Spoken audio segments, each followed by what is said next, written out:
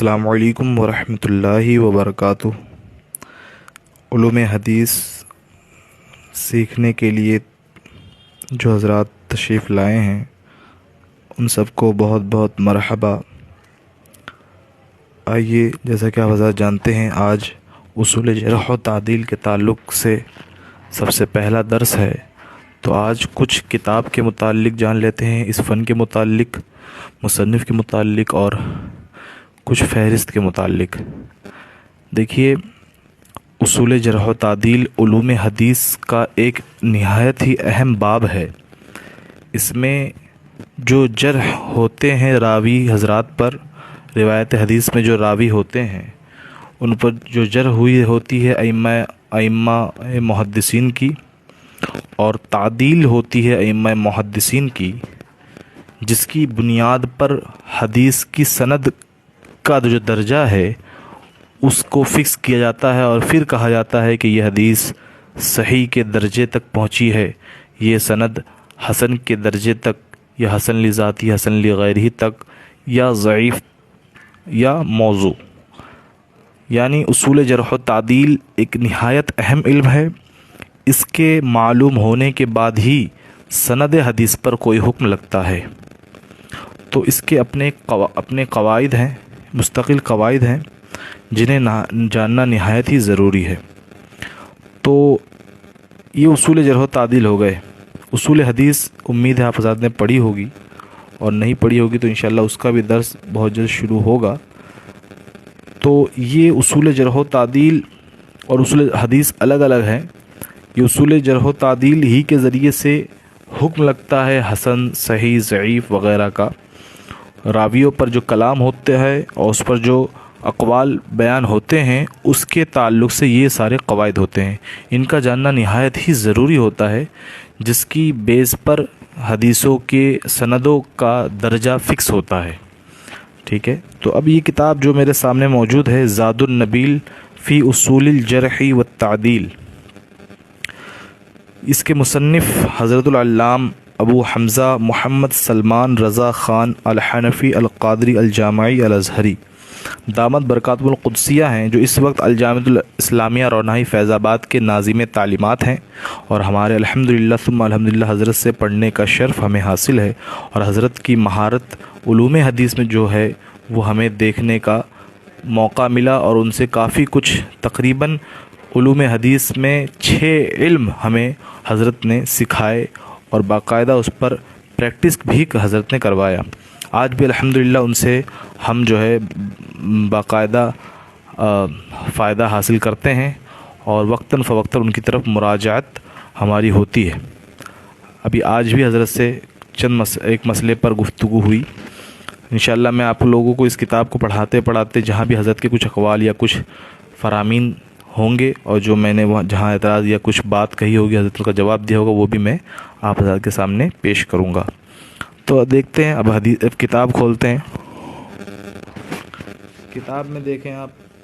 سب سے پہلے اس کا یہ جو کتاب ہے، اس کی اہمیت کا اندازہ آپ اس سے لگا لیجئے کہ یہ مبتدی سے لے کر منتہی درجے تک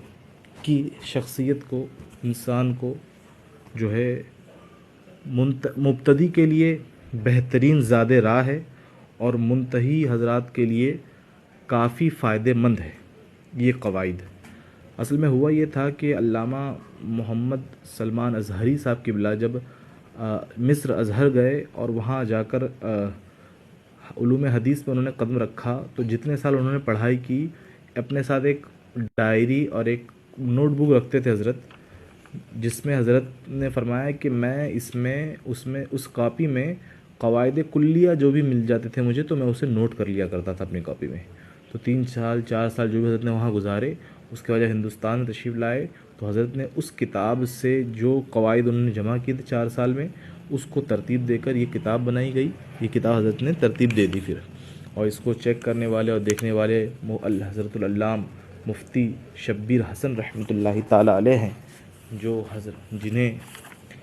حضور تاج الشریعہ رحمۃ اللہ تعالی علیہ جن کے پاس اکثر جایا کرتے تھے اور ملاقات کرتے تھے، اور تقریباً ان کے دوست کی طرح تھے۔ تو انہوں نے اس کتاب کو الحمدللہ چیک کی ہے، اور حضرت اور مولانا سلمان ازہری صاحب قبلہ حضرت مفتی شبیر حسن رحمۃ اللہ تعالیٰ علیہ کے بہت ہی نہایت ہی خاص شاگردوں میں سے ایک ہے۔ اب اس کتاب کا پس منظر آپ نے جان لیا کہ کس طرح سے یہ کتاب جمع ہوئی اور کس طرح معاملہ ہوا۔ اب یہ دیکھیں آپ کے سامنے فہرست کھلی ہوئی ہے، اس میں سب سے ابتدائی چیزیں جہر کی تعریف لغوی اصطلاحی، پھر تعدیل کی تعریف اصطلاحی لغوی وغیرہ، یہ ساری چیزیں ہوئی گئی۔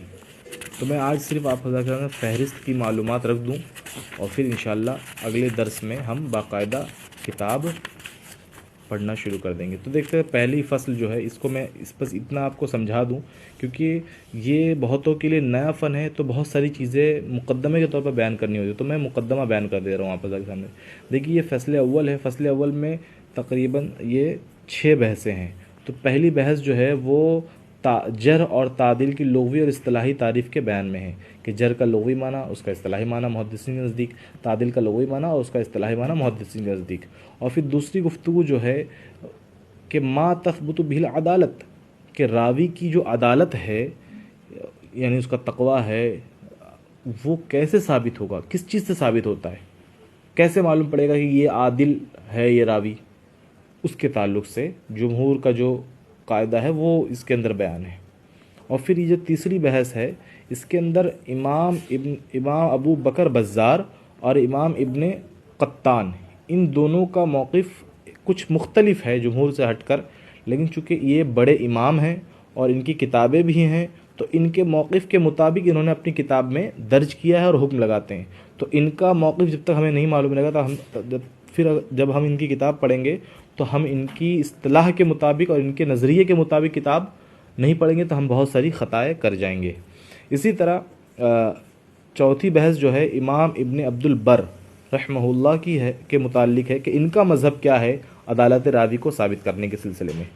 ان کی بھی اپنی کتاب ہے اور ان کا بھی اپنا موقف ہے اور ان کا اپنا ایک منہج ہے جسے جاننا نہایت ضروری ہے، ورنہ ان کی حدیث کی کتاب انہوں نے جو لکھی ہے اس کے اندر جب یہ بیان کریں گے حدیث کو تو ان کے موقف کے اعتبار سے یہ اپنی حدیثیں لائیں گے اور اپنے درجے کے اپنے شرائط کے مطابق، تو جس چیز سے ان کے یہاں عدالت راوی ثابت ہوتی ہے اس کے مطابق وہ کہیں گے کہ یہ اس درجے کی سند ہے، ٹھیک ہے۔ تو اس کے لیے ان کا مذہب جاننا ضروری ہے۔ یہی حال امام ابن حبان رحمہ اللہ کا بھی ہے، تو اس کے وہ 5ویں گفتگو میں ان کے بارے میں پڑھیں گے کہ ان کا کیا موقف ہے، کس سے یہ عدالت کو ثابت مانتے ہیں، ورنہ جمہور کا موقف یہ ہے، ٹھیک ہے۔ اب پھر 6ٹھی گفتگو جو ہے ما یعرف بہ ضبط الراوی، راوی کا ضبط کس چیز سے پہچانا جائے گا، کیسے معلوم ہوگا کہ راوی تام ضبط ہے یا غیر تام ضبط ہے، یعنی اس کا ضبط سے مراد حافظہ کتنا مضبوط تھا، کمزور تھا یا مضبوط تھا، یہ جو ہے کس چیز سے پہچانا جاتا ہے اس چیز کے متعلق یہ گفتگو 6ٹھی گفتگو ہوگی۔ تو سمجھ لیا آپ نے عدالت کہاں سے ثابت ہو رہی ہے، کس چیز سے ثابت ہوتی ہے، اور ضبط راوی کس چیز سے ثابت ہوتا ہے، یہ 2 قاعدہ اہم ہیں، اس کو جاننا اور سمجھنا بہت ہی زیادہ ضروری ہے۔ اور پھر اس کے بعد انشاءاللہ مزید آگے آپ اس طرح سے دیکھ سکتے ہیں کتنی بنیادی گفتگو کی ہے اور کتنے پیارے انداز میں حضرت نے یہ فہرست بنائی ہے۔ تو انشاءاللہ عز و جل دوسرا جو درس ہوگا وہ انشاءاللہ عز و جل اس کے اندر ساری تعریفات وغیرہ آپ حضرات کے سامنے رکھی جائے گی۔ تو آپ حضرات سے گزارش ہے کہ اسی طرح ہمارے ساتھ جڑے رہیں اور آپ کو جو بھی دقت پیش آئے وہ ہمیں ضرور بتائیں، اور آپ کو اگر اور اصول حدیث جیسے کہ آپ بہت حضرت نے کہا کہ ہم کو پڑھنا ہے تو آپ حضرت کو بھی اگر پڑھنا ہو تو آپ حضرت ضرور ہمیں اطلاع دیں، تو انشاءاللہ ہم جلد سے جلد اصول حدیث کا بھی انتظام کریں گے اور اس کی بھی کلاس باقاعدہ شروع کر دیں گے۔ اور تب تک کے لیے انشاءاللہ اور یہ کتاب اگر کوئی حاصل کرنا چاہے تو ہمیں بتا دیجیے گا، انشاءاللہ ہم ان کے پاس بھجوانے کی پوری کوشش کریں گے، اور یہ اس کتاب سے انشاءاللہ درس شروع ہو جائے گا۔ وما علینا الا البلاغ۔ السلام علیکم ورحمۃ اللہ وبرکاتہ۔